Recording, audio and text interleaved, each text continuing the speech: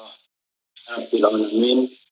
Wassallallahu ala sayyidina Abdul Qasim Mustafa Muhammad Allah wa alihi tahirin wa rahmatullah ala a'da'in majma'in minal an wa qiyami yaumiddin. Amin ya rabbal alamin. Sebelumnya saya ucapkan selamat atas dimulainya bulan Rajab yang termasuk salah satu dari 3 bulan yang dimuliakan. Semoga di bulan Rajab ini kita semua dapat mengambil manfaat dan menciduk berkah sebanyak-banyaknya insyaallah, sehingga nantinya ketika masuk di bulan Sya'ban kita memiliki persiapan yang matang, dan begitu juga ketika di bulan Sya'ban kita menciduk sebanyak-banyaknya sehingga ketika masuk di bulan Ramadan kita juga memiliki kesiapan yang matang hingga nanti akhirnya insyaallah ta'ala kita dipertemukan di 1 Syawal, masuk orang-orang yang menang insyaallah. Salah satu kemuliaan di bulan Rajab al-Mujarrad ini dikatakan bahwa ada orang-orang khusus yang nantinya akan dipanggil dengan kata Rajabiyun. Yani ketika di surga nanti akan dipanggil Aina Rajabiyun. Aina Rajabiyun yakni di mana orang-orang yang senantiasa melazimkan dirinya dengan bulan Rajab. Di mana orang yang memalakahkan dirinya dengan bulan Rajab. Di mana orang-orang yang menyatukan dirinya dengan bulan Rajab. Di mana orang-orang yang menghiasi dirinya dengan bulan Rajab. Di mana orang-orang yang memenuhi bulan Rajab dengan ibadah, dengan munajat, dengan zikir, dengan seruan kepada Allah Ta'ala. Dikatakan Aina ya Rajab. Ini salah satu keutamaan di bulan Rajab. Jika mampu maka berpuasa 3 hari di bulan Rajab. Jika mampu. Kemudian beberapa keutamaan lain di bulan Rajab terdapat beberapa hari-hari wiladah. Seperti wiladah Imam Baqir alaihissalam. Kemudian terdapat juga beberapa hari penting. Seperti 27 Rajab. Seperti 13 Rajab. Seperti 15 Rajab itu dimaksud yang penting. Nah, dianjurkan di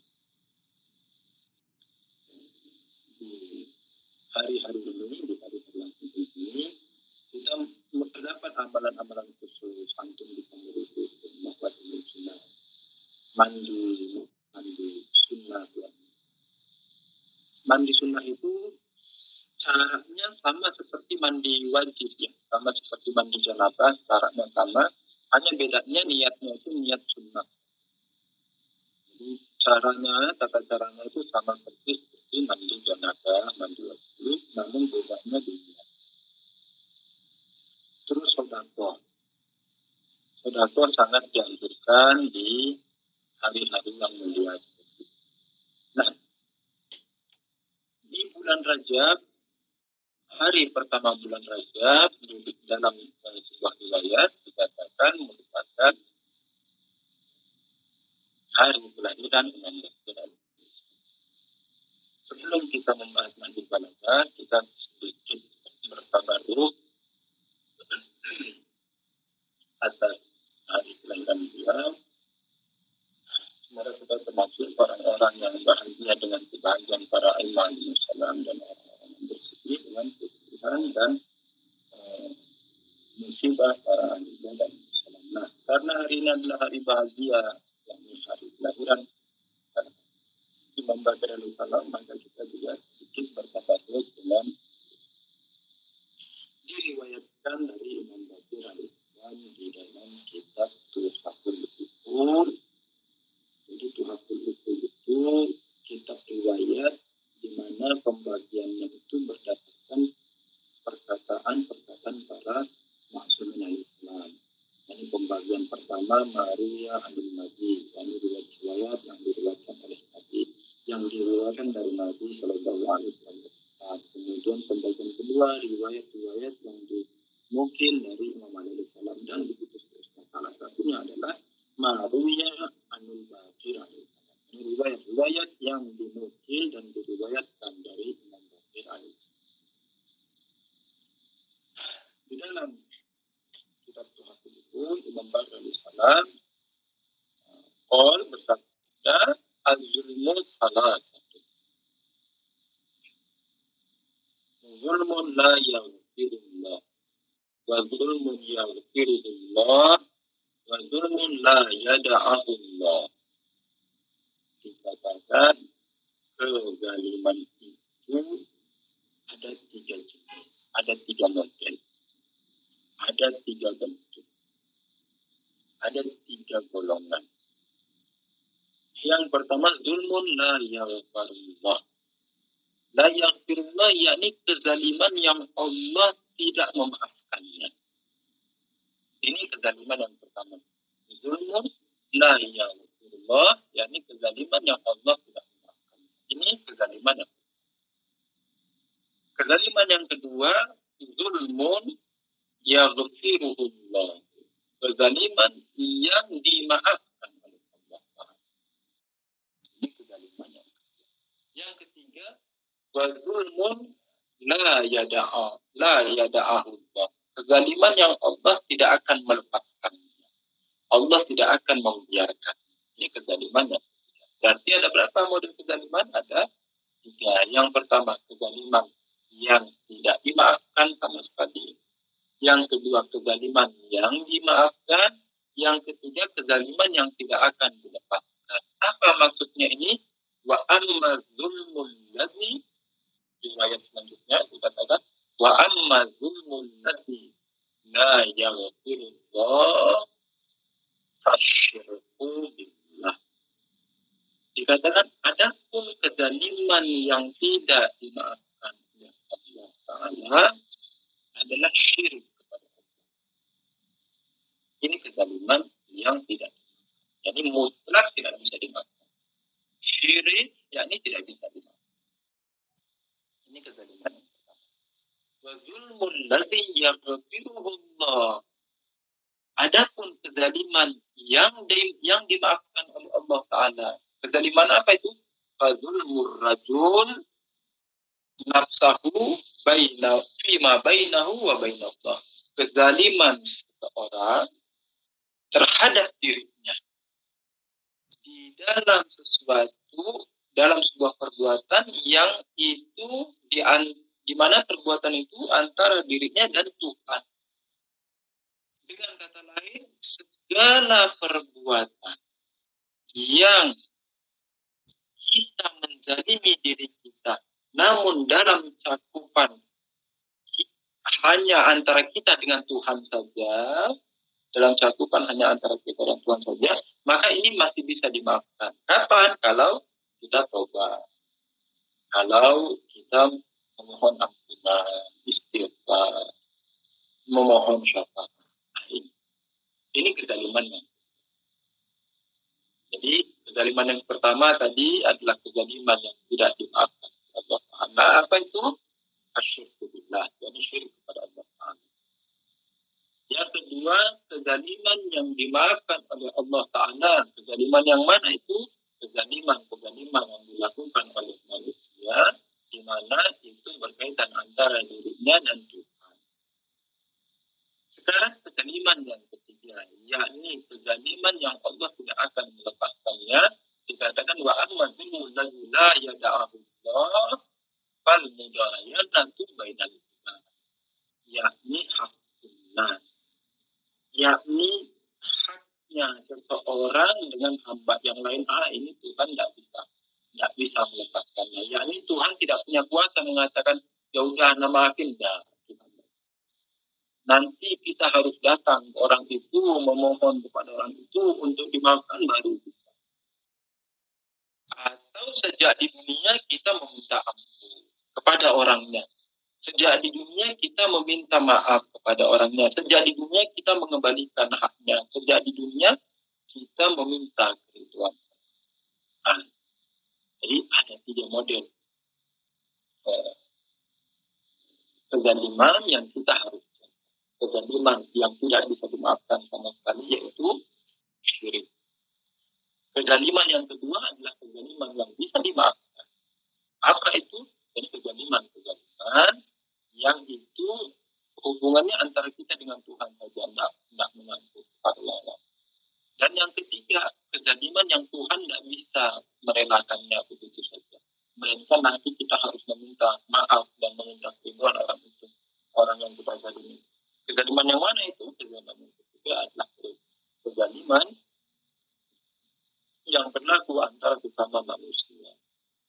Ketika kita mengambil hak orang lain, hakuna satu hati, hakuna satu hati. Contoh misalnya, ketika seseorang contoh yang sederhana, misalnya, ketika seseorang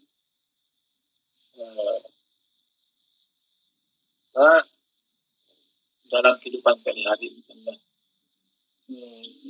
misalnya kita lagi naik motor nih ya, kita lagi naik motor, terus orang berjalan kaki, kita lihat di situ ada air, ada air, genangan air, dan kita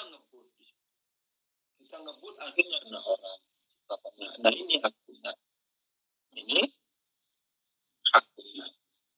Jadi hati-hati banget. Dalam kehidupan sehari-hari kita mesti berhati-hati. Mana yang bukan hak kita jangan diambil. Mana yang itu hak orang lain berikan kepada orang lain.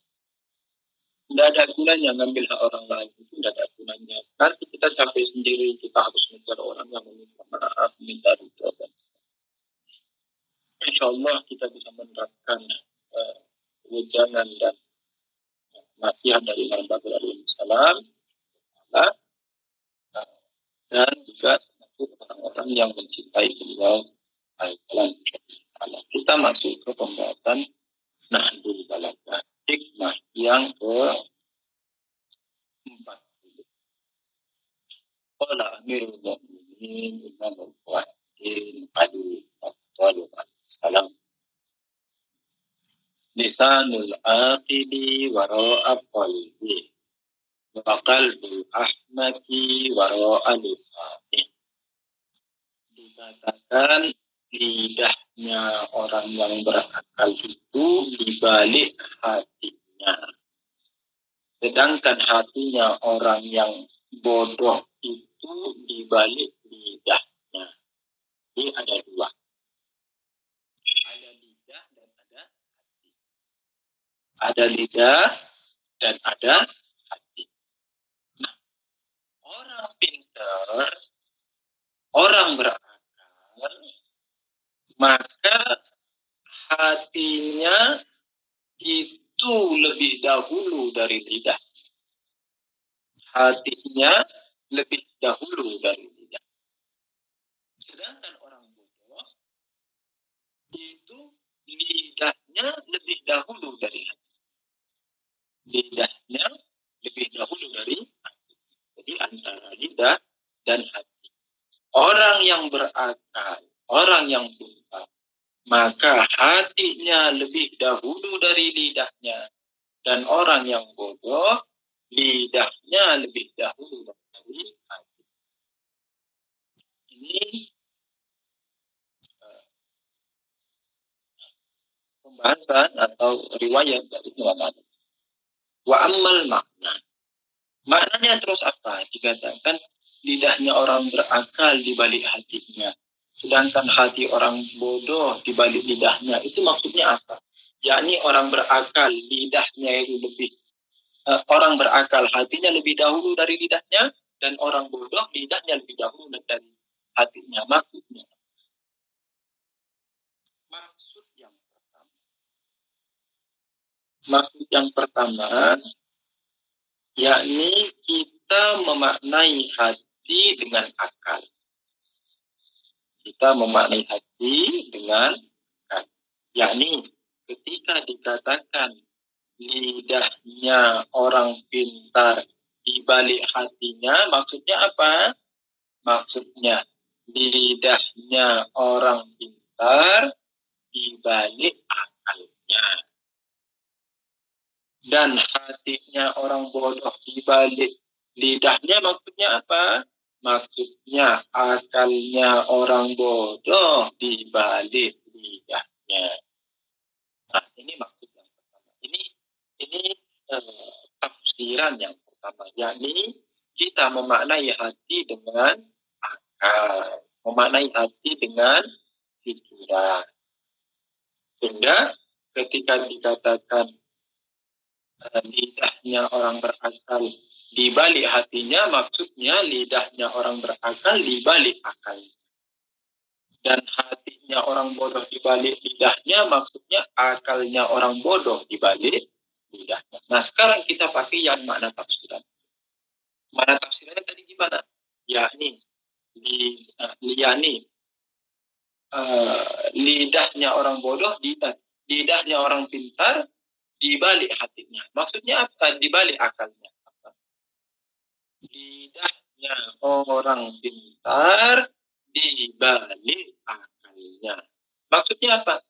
Maksudnya sebelum dia ngomong, maka dia mikir dulu. Kan gitu. Yani lidah di balik akal itu apa maksudnya? Lidah di balik akal, yakni akalnya duluan baru lidahnya nyusul, kan gitu. Lidah di baliknya akal. Nah, ini lidah. Ini akal. Dikatakan ini lidah nih. Ini lidah, terus ini akal. Dikatakan lidah di balik akal, berarti ini dong. Ini kan lidahnya di balik. Dia di balik, di belakang. Di balik, jadi di belakang. Lidah adanya di belakang. Artinya apa? Artinya akalnya yang di depan, lidahnya di belakang. Nah, maksudnya apa akal di depan, lidah di belakang? Artinya akalnya dulu mikir, ini yang saya sampaikan benar enggak. Sekalipun yang saya sampaikan benar, cocok enggak saya sampaikan di ruangan ini? Cocok enggak saya sampaikan kepada bulan ini? Momennya pas enggak? Nah, jadi dipikir dulu, ketika sudah dipikir pas, baru lidahnya usul. Oke, sekarang saya bilang. Nah, ini maksudnya, yakni lidahnya orang berakal dibalik akal. Dan akalnya orang bodoh dibalik lidahnya. Maksudnya apa? Ini akal. Tadi ini akal. Ini lidah. Nah, sekarang akalnya yang di belakang. Lidahnya yang di belakang. Berarti apa? Berarti dia ngomong dulu, baru nanti akalnya mikir. Sehingga yang dia omong itu tidak dipikir dulu, lepas saja. Dia tidak sadar ketika perkataan sudah keluar dari mulutnya, maka tidak akan bisa lagi ditangkap. Maka dia akan lepas dia. Baru nanti terus dia mikir, kok saya ngomong gitu ya. Nah, ini makna dari tafsir yang pertama. Yakni lidahnya orang berakal itu di belakangnya akalnya, yakni di baliknya akalnya. Awal akalnya dulu mikir, baru dia ngomong. Sedangkan kalau orang bodoh kebalik, orang bodoh ngomong dulu baru mikir. Ini tafsiran yang pertama. Di mana tafsiran yang pertama kita memaknai hati dengan akal. Tafsiran yang kedua yang mungkin bisa dipahami, yakni kita tidak menafsirkan hati dengan akal. Hati tetap kita maknai sebagai hati. Di mana di dalam riwayat dikatakan lisanul akil waro akal. Yakni lidahnya orang berakal itu di balik hatinya. Betul-betul di balik hati. Tidak dimaknai sebagai akal. Kalau tadi kan hati kita maknai sebagai akal. Kalau ini enggak. Hati tetap hati. Dan dikatakan hatinya orang bodoh, di balik lidahnya, betul-betul hatinya di balik lidah. Nah, maksudnya apa?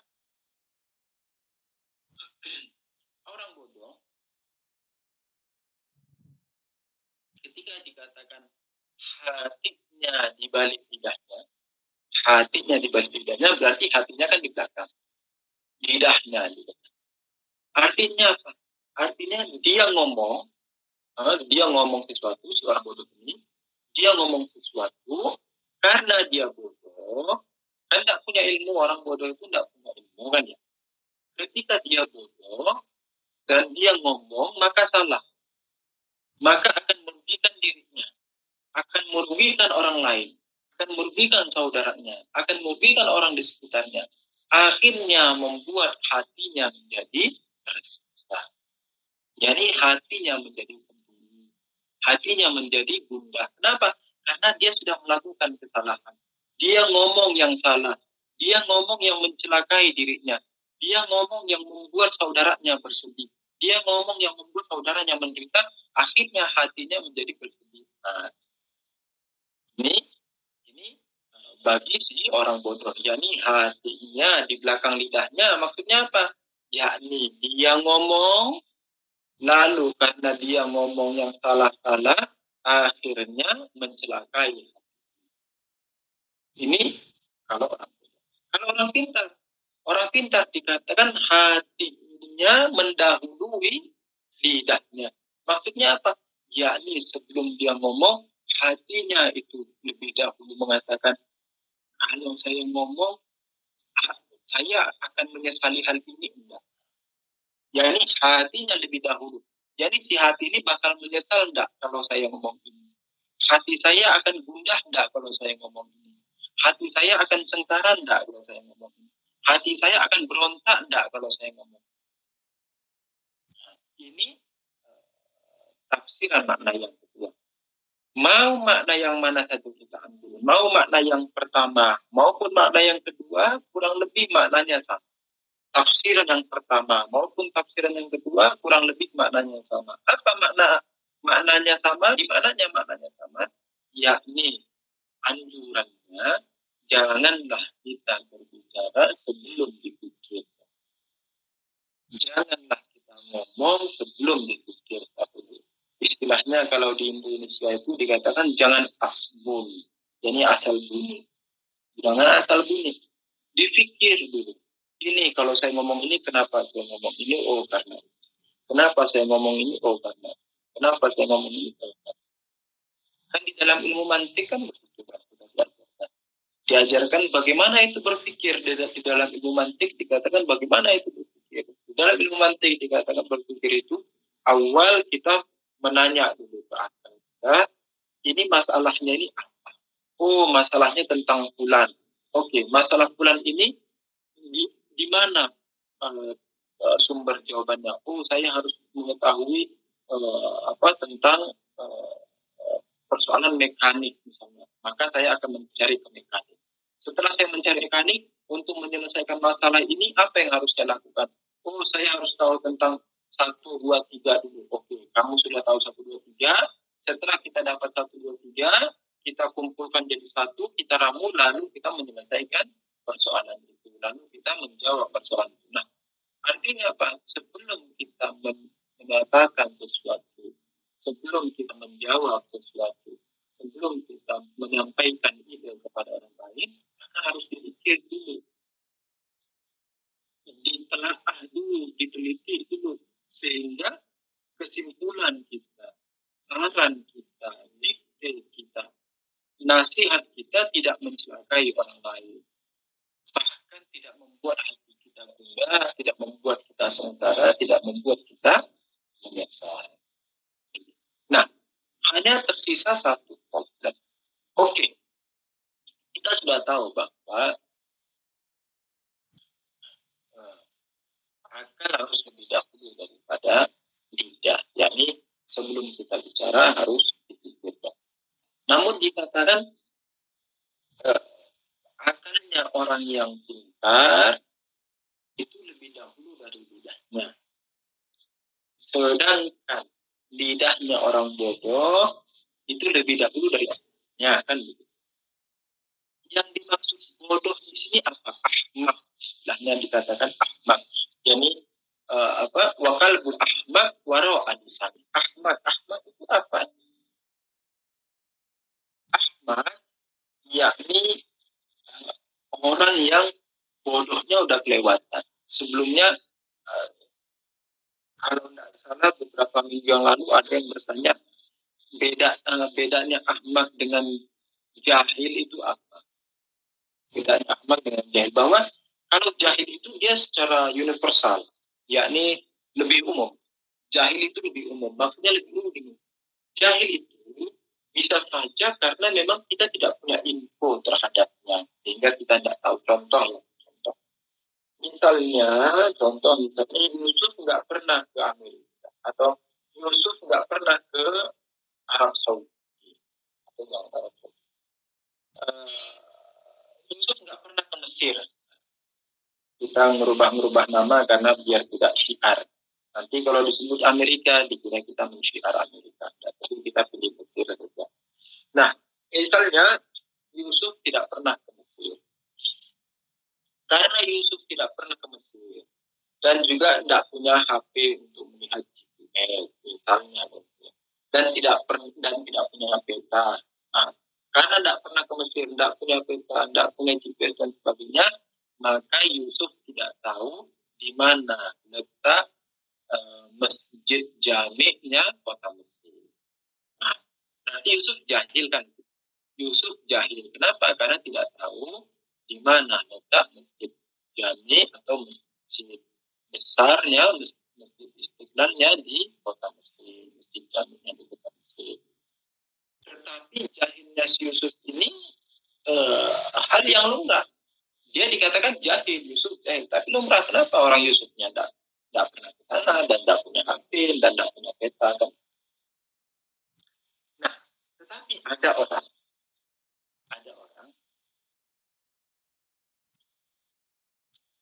api itu membakar enggak? Bakar, Ustaz. Saking terpananya bakar, Ustaz. Api membakar dan panas kan ya. Api membakar dan panas. Nah, ini kita mau bedain mana jahil, mana ahmak. Api itu membakar dan panas. Anak kecil yang tidak tahu bahwa api itu membakar dan panas, kita katakan dia jahil. Dia tidak apa-apa jahil. Kenapa? Orang memang dia tidak tahu kalau api itu panas dan membakar. Lah, tapi ini Yusuf yang sudah kuliah, yang sudah bertitel-titel misalnya, terus sudah tahu itu api masih dipegang, atau tangannya masih dimain-mainin gini. Terus tanya, Yusuf, kamu tahu itu api? Iya, tahu. Dan kenapa kamu bakar tanganmu? Ya, nggak tahu kalau ini panas. Lah, nggak tahu ini panas, ini maksudmu apa, Sob? Udah belajar, udah tinggi-tinggi, kok masih nggak tahu api itu panas, itu maksudmu apa? Nah, ini bukan lagi jahil, namanya disebut ahmak. Nah, ini yang disebut ahmak. Ahmak itu apa? Makanya di sebelumnya saya sampaikan bahwa ahmak itu lebih khusus lagi. Jadi apa? Jadi dia sudah belajar tapi masih tidak paham. 1 tambah 1 berapa? Nggak tahu. Kamu ini sudah kuliah, 1 tambah 1 nggak tahu berapa. Ini kan keparahan banget. Nah, misalnya. Nah, ini yang disebut ahmak. Jadi bukan jahil lagi ini. Jahil, tapi jahilnya udah kelewatan. Jadi sudah ahmak. Jadi udah kebangetan. Contoh jahil yang kebangetan.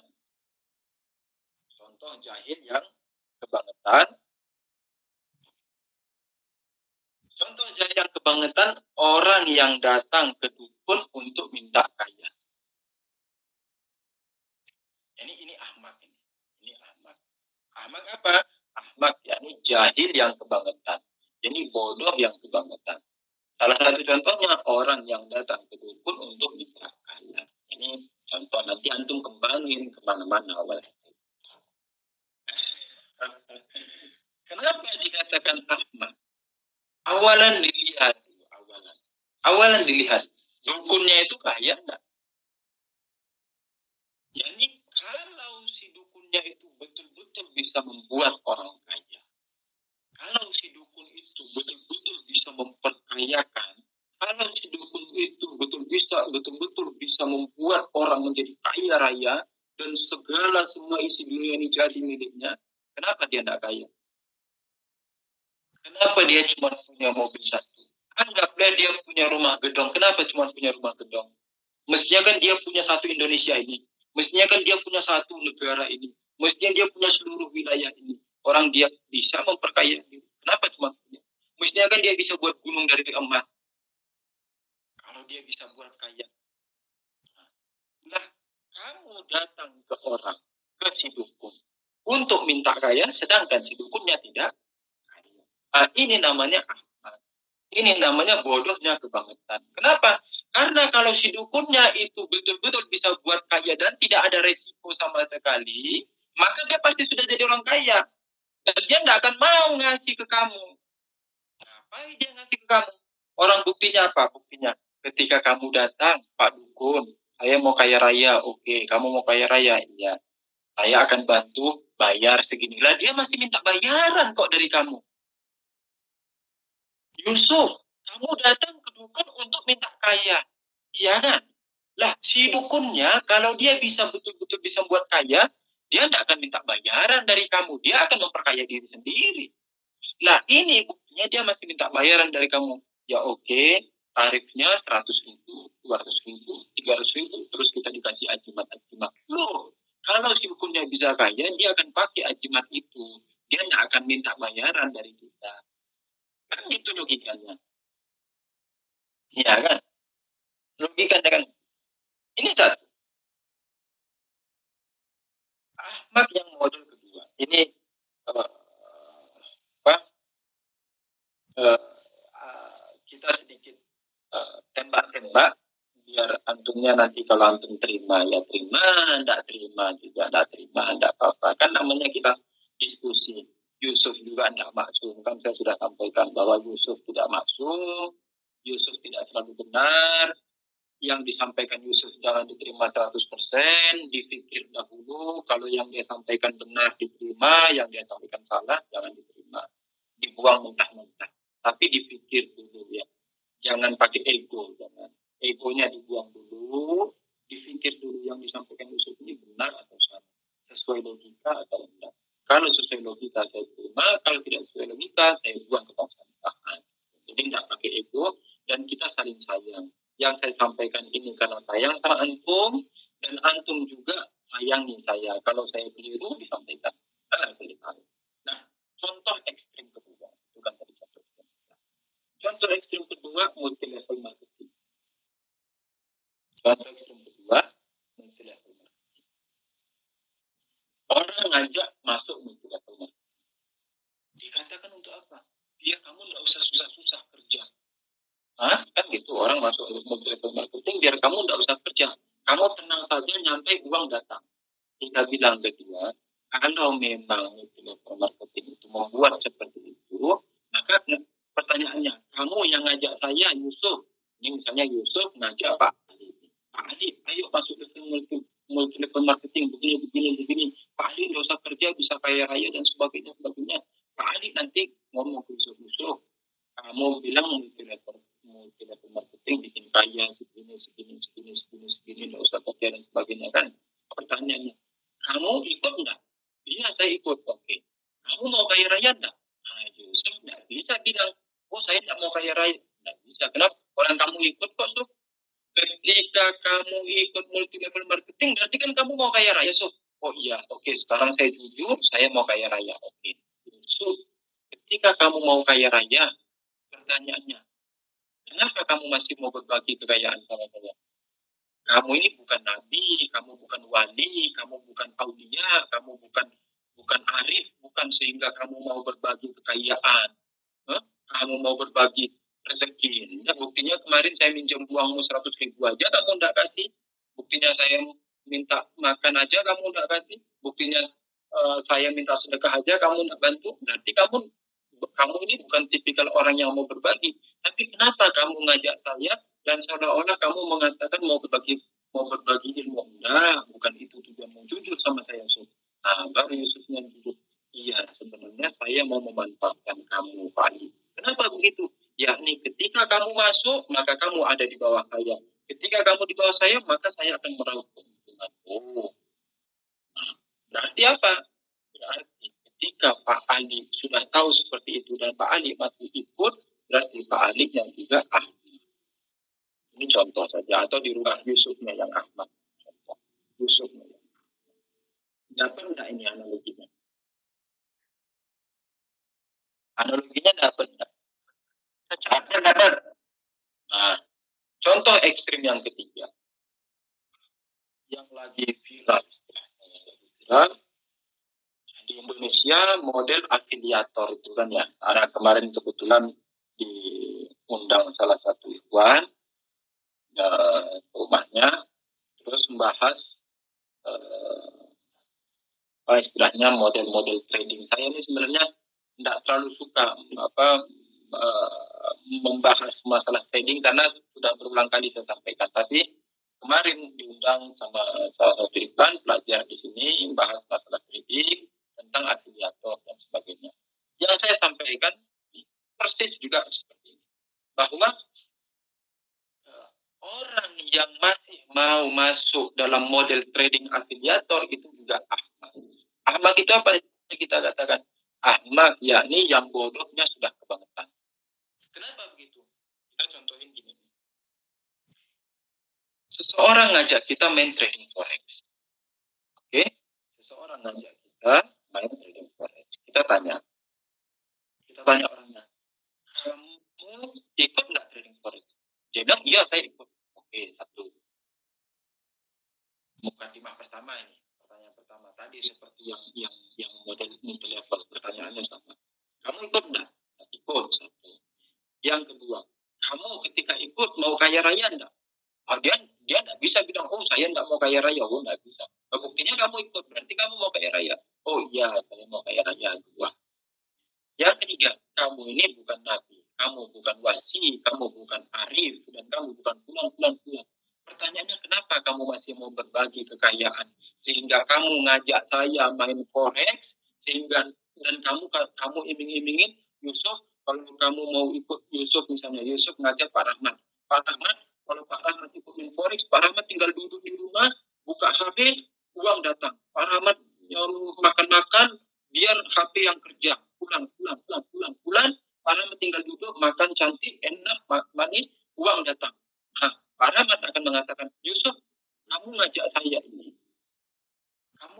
ini apa? Tujuanmu ini apa?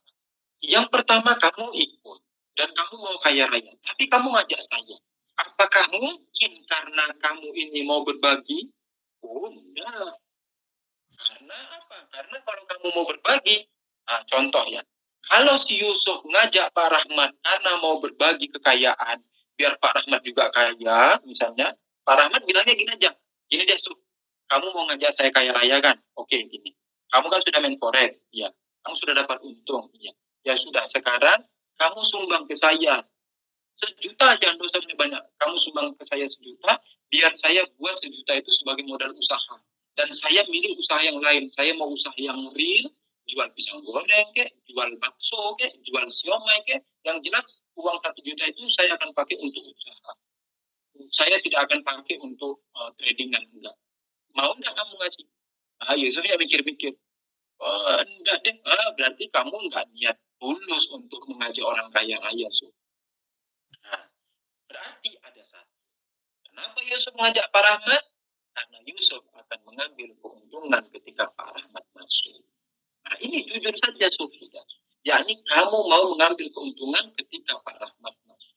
Nah, ketika Pak Rahmat masuk, Yusuf mendapat keuntungan. Dan Pak Rahmatnya juga masih mau masuk. Padahal sudah tahu bahwa itu lagi di goblok-goblokin. Berarti Pak Rahmatnya dirubah. Yusufnya berarti Yusufnya Ahmad. Yusufnya juga Ahmad. Kenapa? Karena kenapa kita katakan Ahmad? Yakni kalau seandainya si Yusuf itu betul-betul menguasai trading, kalau betul-betul si Yusuf mampu memperkaya diri dengan trading, kalau si Yusuf betul-betul bisa jadi sultan uang, kalau si Yusuf betul-betul bisa menjadi miliarder dengan main trading, dia pastinya sudah miliarder. Dia pastinya sudah jadi orang nomor 1 di Indonesia. Dia sudah tentunya dia sudah kaya raya, sudah kesana kemari, ke villa dan pulang.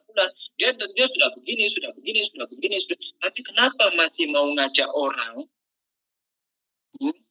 Kenapa masih mau ngajak orang? Kan mestinya dia menguasai sendiri tuh. Elon Musk aja dia menguasai kekayaan sendiri kok ya. Yusuf kok nggak mau gitu sih, nggak usah sok suci, Sof, kan gitu misalnya. Kan Pak Rahmat bilang, udah Sof, ente nggak usah sok suci, sok mau ngajak anak kaya. Bilang aja, jujur aja, ente mau dapat keuntungan kalau saya masuk sama ente. Nah ini, kalau misalnya Yusufnya, Pak Rahmatnya diganti sama Yusuf. Kalau Yusufnya masih mau ikut juga, berarti Yusufnya apa? Jadi,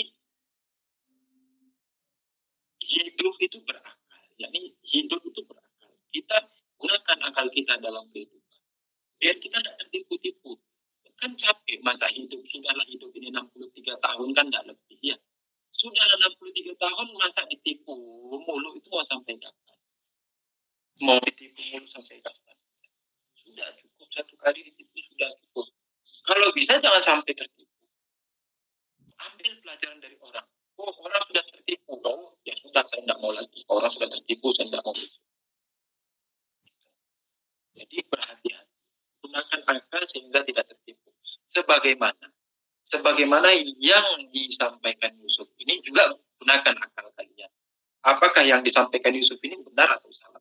Kalau yang disampaikan Yusuf ini salah, setelah diakali, difikiri, dicermati, direnungkan, kalau yang disampaikan Yusuf ini salah, buang ke tong sampah. Betul-betul buang ke tong sampah. Tapi kalau yang disampaikan Yusuf ini benar, maka gunakan ini sebagai pijakan untuk dalam hidup. Jadi bukan hanya urusan trading, bukan hanya urusan multi level, bukan hanya urusan pergi ke dukun minta uang, minta kaya, melainkan dalam kehidupan gunakan akal kita untuk berpikir jernih. Jangan mudah tertipu dengan iming-iming, jangan mudah tertipu dengan fata morgana. Kan kemarin tuh 3 minggu yang lalu kita bahas di mana kalau kita berteman sama orang bodoh, maka orang bodoh itu akan membuat kita melihat fata morgana. Orang bodoh ketika kita berteman sama orang bodoh, dia akan membuat kita melihat fata morgana. Sesuatu yang jauh jadi dekat, sesuatu yang dekat jadi jauh. Nah, ini bahaya banget. Hati-hati. Jadi, gunakan akal kita biar tidak tertipu dalam kehidupan. Oke? Kita akhiri dulu untuk minggu ini. Insya Allah minggu depan tanggal 7 14 sekedar mengingatkan saja,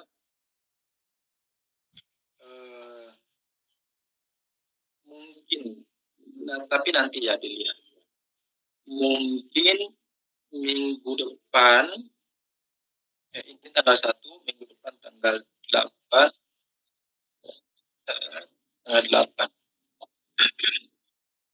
atau 2 minggu depan. Minggu depan kita ada, insya Allah minggu depan kita ada. Mungkin ya, kita lihat nanti di depan. Nanti akan diinfokan. Mungkin 2 minggu depan akan libur, mungkin 2 minggu depan akan libur. Tapi nanti akan diinformasikan. Oke? Ini malam Jumat kita hadiahkan untuk para saudara-saudara kita, saudari-saudari kita, mukminin mukminat di mana saja berada, ayah kita, ibu kita, abang kita, adik kita, paman kita, saudara-saudari kita, istri kita, suami kita, anak kita. Semoga Allah merahmati mereka semua, dan yang masih hidup, semoga Allah menjaga mereka semua dan memberkahi mereka semua, insyaallah ta'ala. Dan juga untuk para guru-guru kita, khususnya marhum Ustaz Afsan Abu Ammar, Kudisasi Ruh, dan juga untuk marhum Kang Jalan, Tohram Salah, Habib Hussein Al-Habsyi, dan Ustaz Ahmad Rusdi, juga marhum Ustaz Ahmad bin Abu Bakar di Kota Madu. Semoga Allah mengangkat derajat mereka semua, insyaallah. Dan juga untuk para maruje yang telah wafat, untuk Khomeini, untuk bisa sibuk, untuk Allama Sanjari Al-Muli, untuk Abdullah Mahjan, Abdullah Fazil Al-Tabari, Abdullah Mahdawi Tani, Abdullah Fumshid, Abdullah Muhammad Misbah Yasri, Abdullah Sofi Baikoni, Alami Sya'rami, Aiblah Fauzi Tabatabahi, itulah Ibrahim ini, semoga dan marja-marja yang lain, semoga Allah merahmati mereka semua, mensucikan kubur mereka, mencahayai kubur mereka, meninggikan derajat mereka semua, insyaAllah ta'ala. Dan untuk para ulama dan roja yang masih hidup, khususnya Rahman Muazzam, Hafizahullah, dan itulah Jawadi Rahmali, Dawamat Barakatuh. Semoga Allah menjaga usia mereka dan memperpanjang usia mereka dan memberkahi hidup mereka, insyaAllah ta'ala. Dan untuk keselamatan dan kezuhuran Imam Zaman Ajalallah Wa'alaihi Syarif, Al-Fatihah ma'as salawat. Allahumma salli ala Muhammad.